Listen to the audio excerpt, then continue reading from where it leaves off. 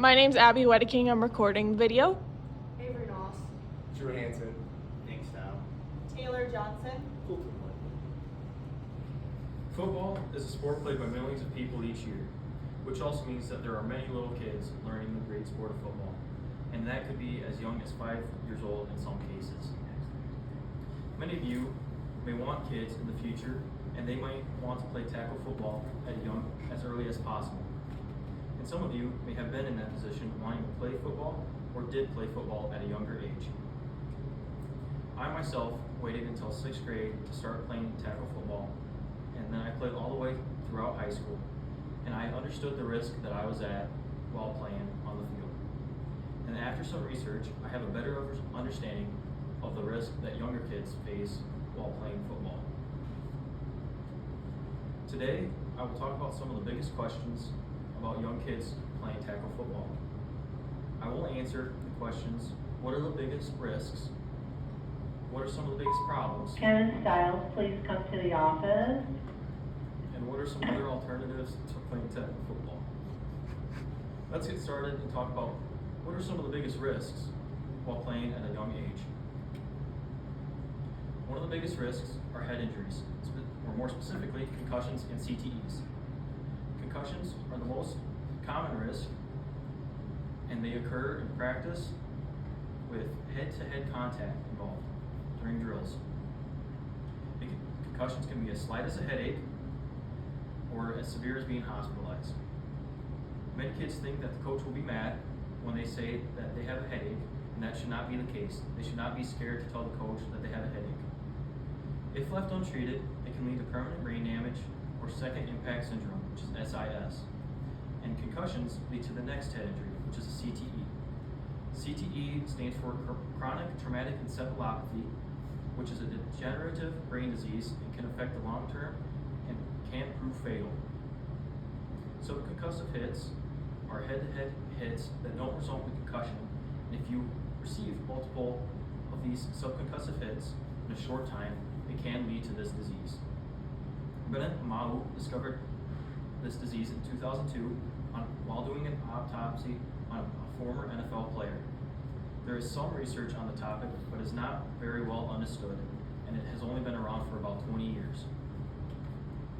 Other injuries include fractures and sprains and strains.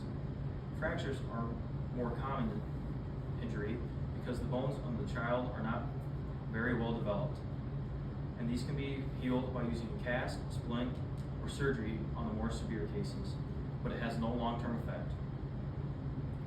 Sprains are ligament stretches and tears and result of a twisted ankle and twisted wrist.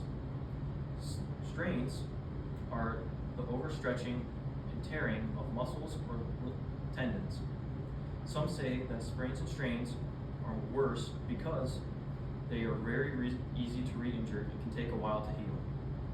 And these can be healed by using a brace, ice to keep the swelling down, and no intense activity for a long while.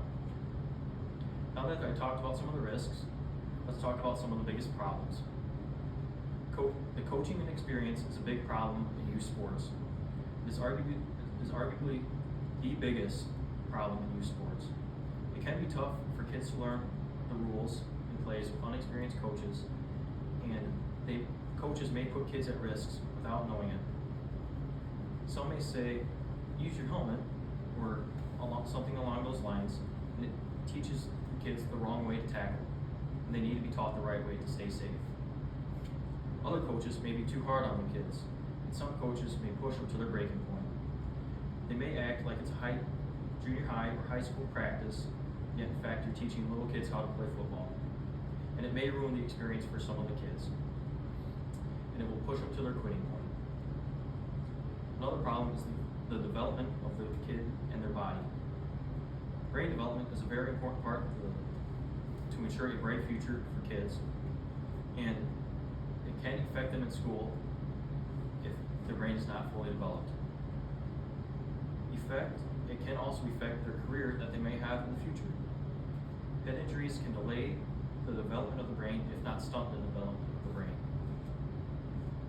Body development is another big part of the kid playing in another a big problem.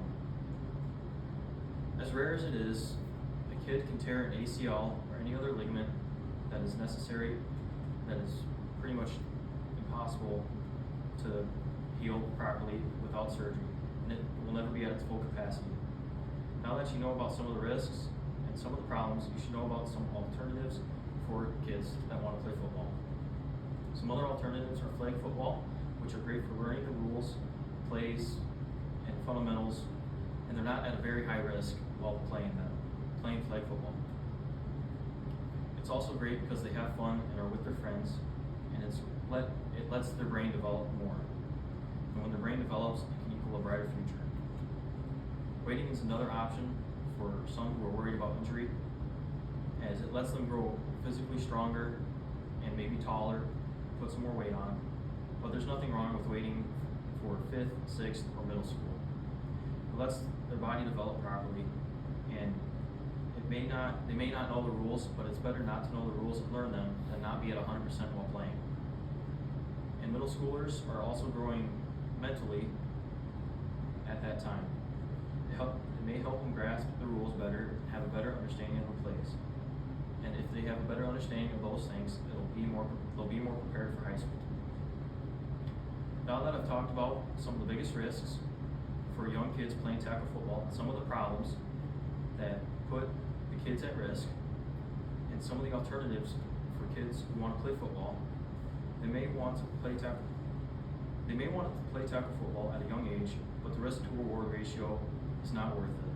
And it is smarter for the kids to play flag football or wait. In my introduction, I said that some of you may want to have kids in the future, and that they may want to play football at a young age. And if they want to play at a young age, it could ruin their future, ruin their brain and the bright future that they may have in front of them. It is a smarter choice to have your kids play flag football or wait until they are older, as it is very important for all of you to know the risk. That way, you can ensure that your kids have the brightest future in front of them. Thanks for watching.